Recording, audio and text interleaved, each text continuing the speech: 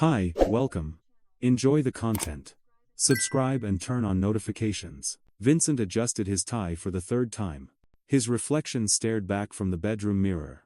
A man of 42, who looked like someone who took care of himself, brown hair, carefully styled. Distinguished streaks of gray at the temples that he told himself spoke of experience, not age. His navy blue suit was flawless. A perfect, dark shell.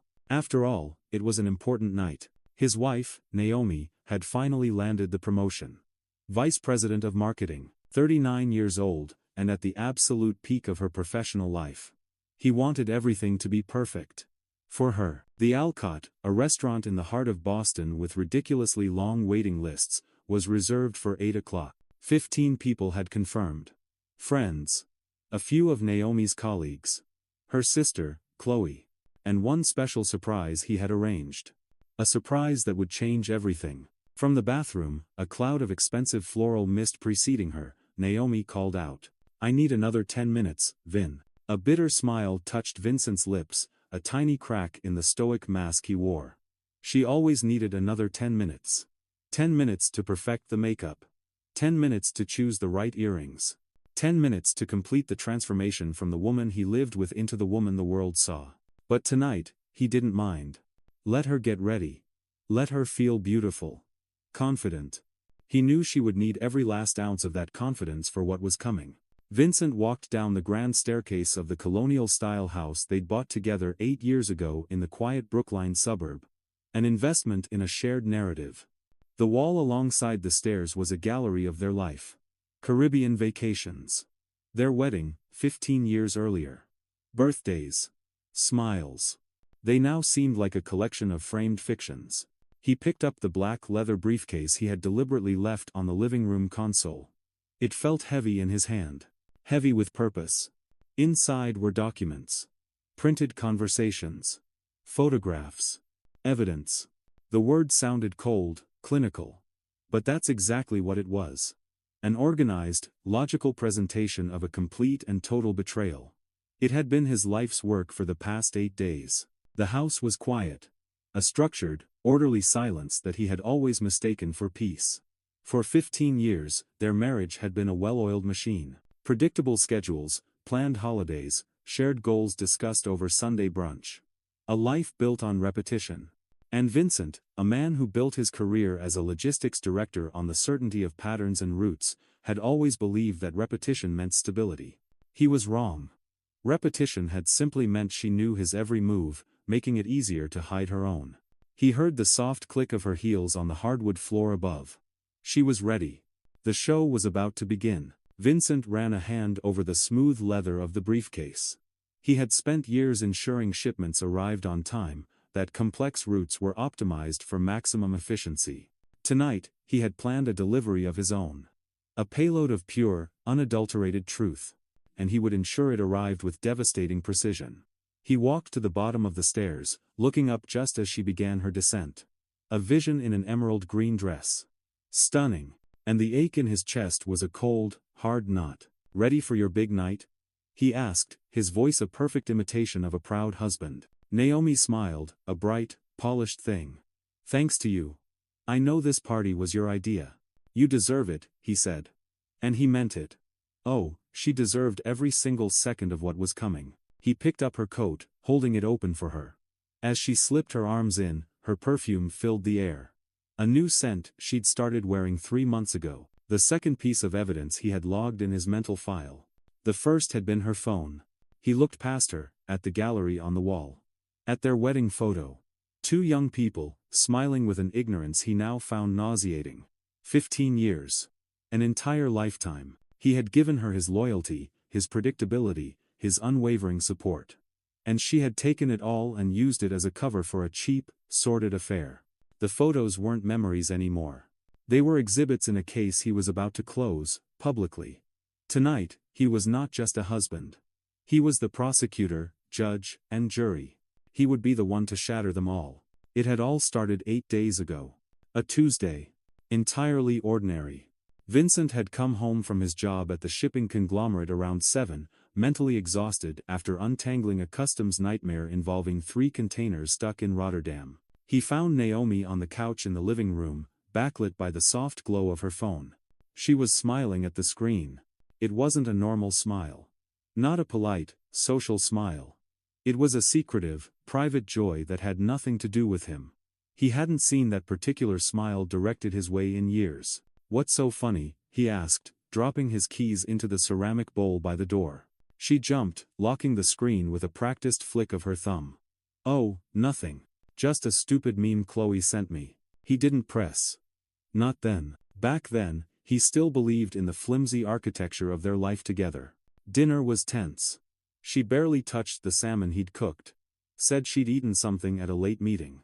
Later, while they sat in the shared silence of a television show neither of them were watching, her phone buzzed. 3 times. In quick succession, Naomi stood up abruptly. "Sorry, Vin. Important work call. I have to take this." She locked herself in the home office for 40 minutes. Vincent wasn't stupid. He worked in logistics. He saw patterns in everything. Routes. Timidable. Inefficiencies. And a pattern was forming. For the past 3 months, Naomi had been coming home later and later. The excuses were always tied to the new promotion she was chasing. Late meetings.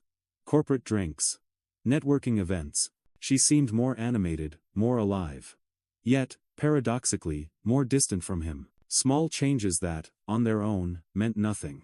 She took long showers the moment she got home. She'd switched perfumes, from a light citrus scent to something heavier, musky. She started going to the gym 4 times a week, up from her usual 2. Together, they painted a picture. A picture Vincent didn't want to see, until that Tuesday night. He waited until she fell asleep. She always slept deeply, a side effect of the mild anxiety medication she took. A prescription she'd gotten for work stress. He now wondered about the true source of that stress. He stayed awake, staring at the ceiling, listening to the steady rhythm of her breathing beside him. It was the sound that had lulled him to sleep for 15 years. Tonight, it sounded like a ticking clock. When the digital clock on his nightstand flipped to 2 in the morning, he slipped out of bed. Her phone was charging on her nightstand. Inches from her head, his heart pounded against his ribs, a frantic, trapped bird. He was sure the sound alone would wake her. This was it. The line. Once crossed, there was no going back. He felt a moment of hesitation, a final, fading echo of the man he used to be. The man who trusted his wife. But that man was gone. He had died somewhere in the quiet, lonely dinners, and the flimsy excuses. Vincent picked up the phone. He gently took her hand, her skin warm and limp with sleep. He placed her thumb on the fingerprint sensor. The phone unlocked. Just like that. 15 years of trust, violated in a single, silent second. But Vincent felt no guilt. Only a grim, sickening sense of inevitability. He felt he had no choice. Trust had already been violated, he was just confirming the damage. The messages were right there. Months of them. Conversations with someone saved as Damien work. At first, they seemed professional. Discussions about marketing strategies, project deadlines.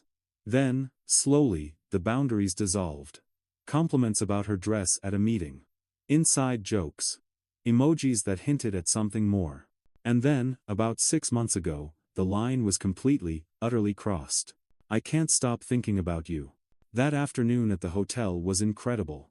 "My marriage has been dead for years. You're the only thing that makes me feel alive." Vincent had to cover his mouth with his hand to keep from retching. He scrolled, his thumb trembling. Each word was a physical blow. Naomi's replies were just as intense. She wrote things about him. About their life. "He's a good man, but it's all so predictable. So dull. Damien understands me in a way Vincent never has." The most recent messages were about the celebratory dinner. The dinner he had suggested. Naomi had written, "He's insisting on this stupid dinner. It's going to be so boring, but I have to go to keep up appearances. I can't wait for Friday when I can finally be with you without rushing." He took screenshots. Dozens of them. His hands shook so badly some came out blurry, but most were legible, clear, undeniable proof. He discovered Damien wasn't just a colleague. He was Damien Wells, the development director who had hired her for the new role. He was 38, divorced, with a reputation as a charmer in the corporate world. Vincent found his LinkedIn profile. A handsome man, he had to admit, with a confident smile and an impressive list of accomplishments. The kind of man Naomi had always claimed wasn't her type. Apparently, she'd lied about that, too. Vincent returned to bed. He placed her phone back on the charger, exactly where it had been. He stared at the woman beside him. She looked so peaceful in her sleep. So innocent. How could someone appear so serene while actively destroying 15 years of shared history? He didn't sleep for the rest of the night. Lying there, he wasn't just a husband anymore. He was a man staring at a stranger. A stranger wearing a familiar mask. The mask of his wife. The next morning, Vincent acted as if nothing had happened. The rage inside him was a contained, nuclear core, but on the surface, he was calm. He made coffee. He asked about her plans for the day. He kissed her on the forehead before leaving for work. A cold, meaningless gesture. Naomi noticed nothing unusual. Or perhaps she simply didn't care enough to notice. At the office that day, Vincent could barely focus. The complex web of shipping routes and cargo manifests on his screen seemed trivial. His coworkers asked if he was okay. He blamed it on fatigue. In the afternoon, he made a decision.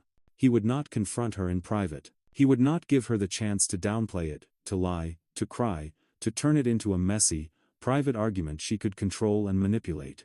He had read her words. Boring. Predictable. He would give her something she would never forget. The celebratory dinner was in 4 days. Vincent had 4 days to plan. His mind, accustomed to complex logistical planning, shifted into a gear he hadn't used for personal matters before. It was cold. It was efficient. It was methodical. First, he confirmed the guests Naomi had suggested. Her closest friends. Her sister, Chloe. 3 of her coworkers from the marketing department. Then, Vincent added his own names to the list. He made a call. Not to a friend, but to the corporate headquarters of Naomi's company. Using the persuasion skills honed over years of negotiating with port authorities and stubborn trucking unions, he got the personal contact information for Richard Sterling, the CEO of the pharmaceutical firm. Sterling was 61. An ex-military man, known for his rigid, almost fanatical devotion to integrity. There were legends in the company about executives being summarily fired for minor ethical violations. A padded expense report. A lie on a resume. Vincent explained who he was. A proud husband, hosting a dinner to celebrate his wife's incredible achievement. He said he would be honored if the CEO himself would attend, to acknowledge the hard work of a rising star. Sterling, apparently impressed by the gesture, accepted. He said he rarely went to such events, but would make an exception. That was the moment Vincent knew he had won. Next, he called the Alcott. He made a special request. He wanted to give a surprise presentation during dinner. A tribute to his wife.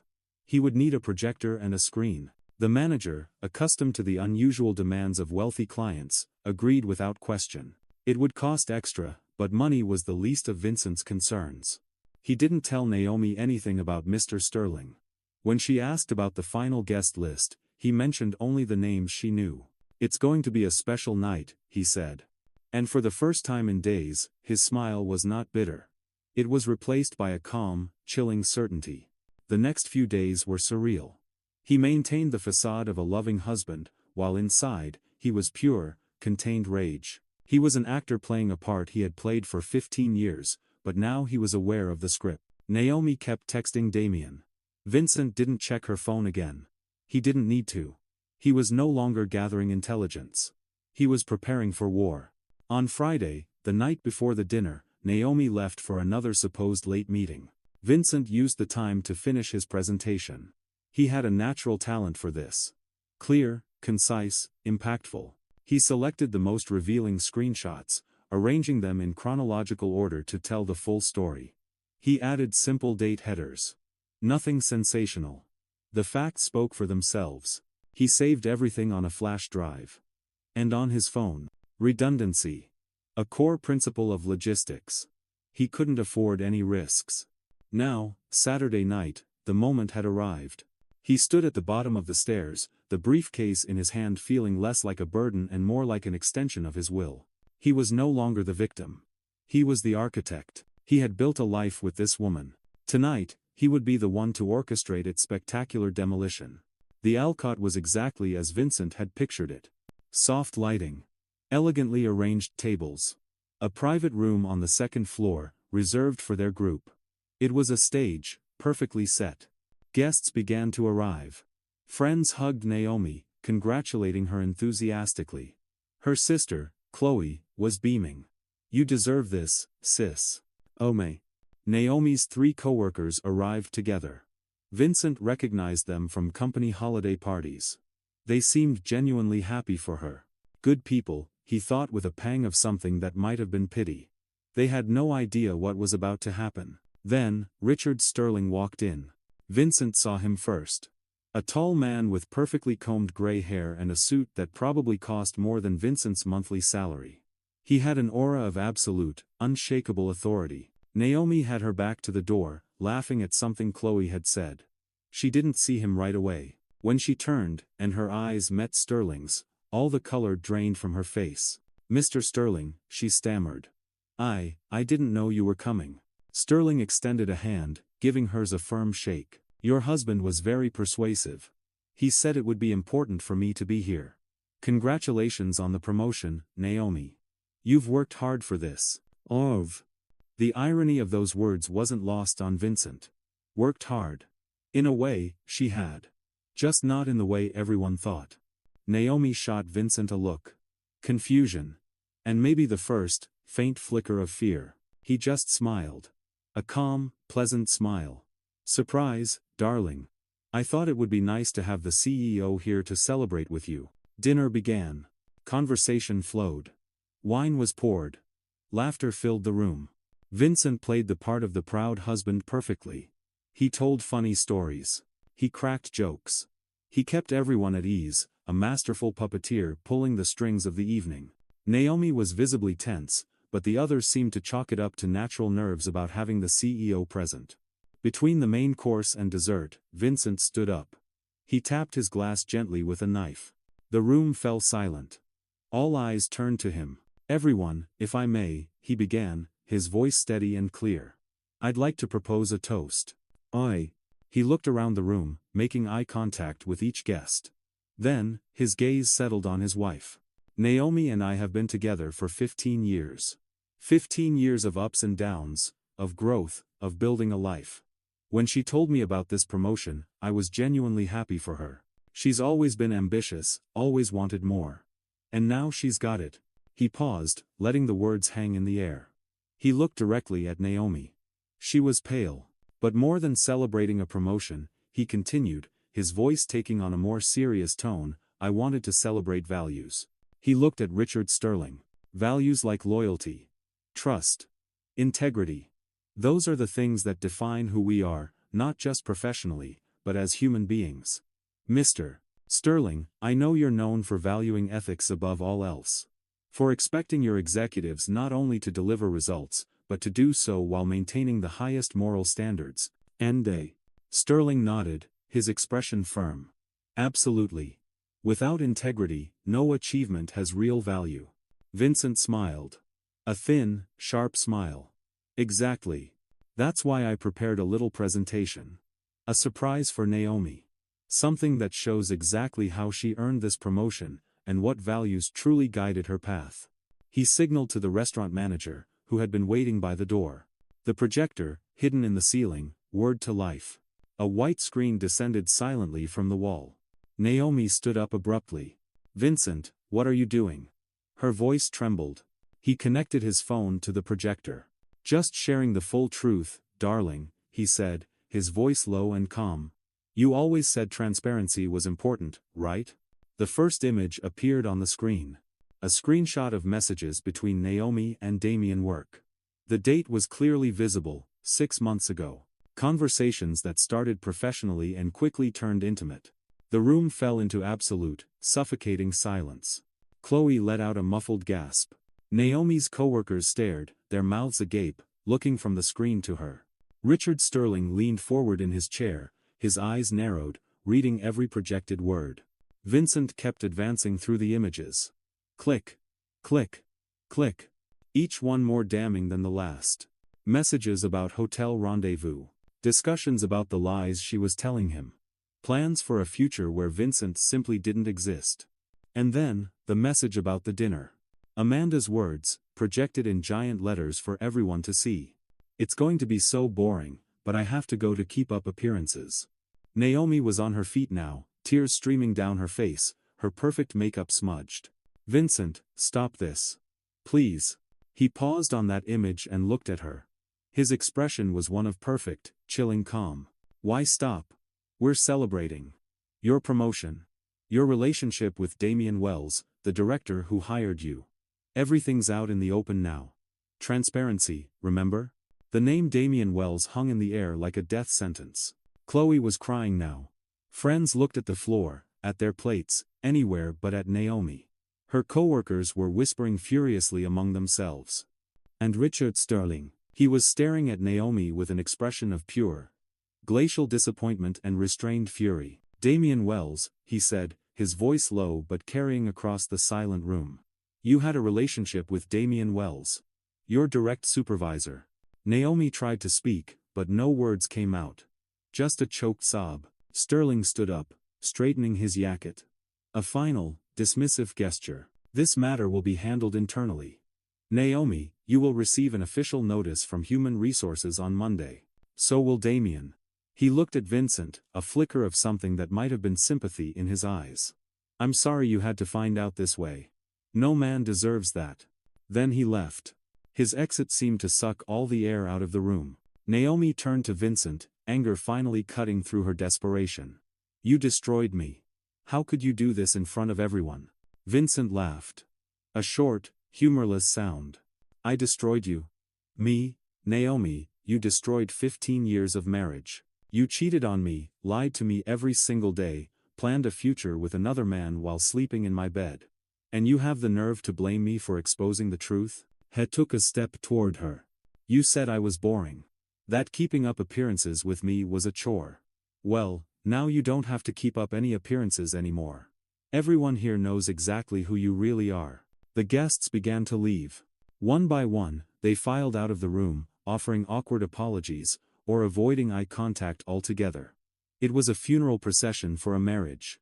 Chloe hugged Vincent before she left, whispering an "I'm so sorry," that was clearly not meant for her sister. Within minutes, only Vincent and Naomi remained. The room felt cavernous, littered with the debris of a party that had turned into a public execution.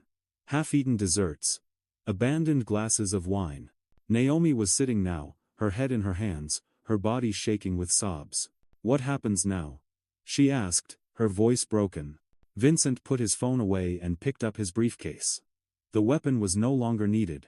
I'll tell you what happens, he said, his tone flat and devoid of emotion. On Monday, you'll likely get a termination notice.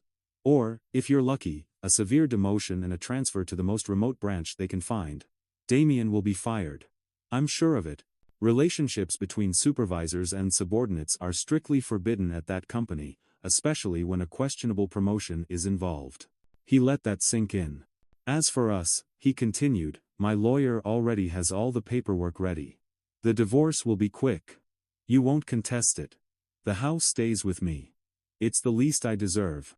You can keep the apartment you were probably already planning to share with Damien. Naomi lifted her face, her features a wreck of ruined makeup and despair. Vincent, please. It was a mistake. I can explain. He shook his head slowly. It wasn't a mistake, Naomi. A mistake is something that happens once. You made deliberate choices, repeatedly, for months. And explain what? That you fell for someone else? That I wasn't enough? I've already read all of your explanations. In your own words. He walked toward the door. He stopped, his hand on the handle, and looked back at her one last time. You said you couldn't wait to get rid of me. Consider your wish granted. He walked out, leaving her alone in the wreckage. The following Monday played out exactly as he had predicted. News spread through her company like wildfire. Damien Wells was fired first thing in the morning, escorted out of the building with his belongings in a box. The company had zero tolerance. Naomi was called into HR around 10. The meeting lasted 40 minutes. Her promotion was revoked. She was transferred to a junior position at a smaller branch 2 hours outside of Boston. It was that, or voluntary resignation. She chose the transfer, but everyone knew it was a corporate death sentence. The environment had become unbearable. Colleagues who once admired her now avoided her. Whispers followed her down the hallways. Vincent, on the other hand, found himself in an unexpected position. The story of the dinner inevitably got out. Some saw his actions as vengeful, but most saw him as a man who had taken a stand. His lawyer, an experienced man named Martin Hughes, ensured the divorce process was swift and favorable. "You have all the evidence you need," Martin said during a meeting. "No judge will question your position." The house stayed with Vincent. The assets were divided in a way that reflected the betrayal. Naomi didn't fight. She knew she had no ground to stand on. 3 months after that night at the Alcott, Vincent sat on his back deck, watching the sunset with a beer in his hand. The victory he had so meticulously planned felt hollow. The house felt bigger now. Emptier. But also more honest. There were no more lies hiding in the shadows. The enemy had been defeated. The stage was cleared. But now, the audience had gone home, and he was alone in the vast, silent theater. The silence was deafening. He had won the war, but he was the sole inhabitant of the conquered territory. One night, sorting through old boxes in the garage, he found a postcard from their trip to Italy, 10 years ago. On the back, in Naomi's looping script, it read, "Let's come back for our 20th anniversary. No plans, just us. I love our predictable life, but I love our adventures more." He remembered that trip. He had planned every single day down to the hour. She had wanted to get lost in the side streets of Rome. He had insisted they stick to the itinerary. He looked at the card for a long moment, then tossed it into the recycling bin with a shrug. It was irrelevant now. 4 months after the divorce was finalized, Naomi called. It was late. She was crying. She said she'd made the biggest mistake of her life. That she missed the life they'd had. That she missed him. Vincent listened in silence, his knuckles white on the receiver. When she finished, he simply said, "I missed you too, Naomi. Every single day for months, while you were with him." He paused. "The difference is, I don't miss you anymore." He hung up. He told himself it was a final act of strength, of cutting the last tie. But as he stood there in the silent kitchen, he couldn't escape the cold, creeping feeling. He had won. He had gotten everything he wanted. So why did he feel so utterly, completely alone? Life went on.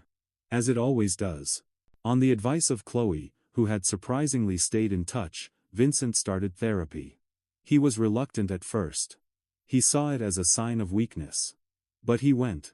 He sat in a comfortable chair across from Dr. Anya Sharma, a therapist with kind eyes, and he told his story. He presented the facts as he had presented them at the dinner, the evidence, the betrayal, the meticulously planned response. "You made a bold choice," Dr. Sharma said during one session. "Many people in your position would have confronted privately, let the situation get swept under the rug. You chose public truth. It was hard, but it was honest." Vincent held on to those words. Honest. Bold. They became the pillars of his new identity. He was not a vengeful man. He was an honest one. He was a man who stood up for himself. He repeated this to himself until it felt true. Amanda eventually resigned from her job. The transfer didn't work out. She landed a role at a smaller company with a significantly lower salary. Damien tried to rebuild his career, but his reputation preceded him. Their relationship, he heard through the grapevine, didn't survive the pressure. Once it wasn't exciting and forbidden anymore, once it was just reality with consequences, the romance collapsed. Vincent started dating again. Cautiously. A coworker, Sophie, had shown interest. She was divorced, too, and understood the baggage he carried. They went out a few times. Casual dinners. Nothing committed. It was pleasant. Simple. One Saturday, nearly 6 months after that fateful night at the Alcott, Vincent found himself driving past the restaurant. He pulled over and looked at the elegant facade. So many emotions were tied to that place.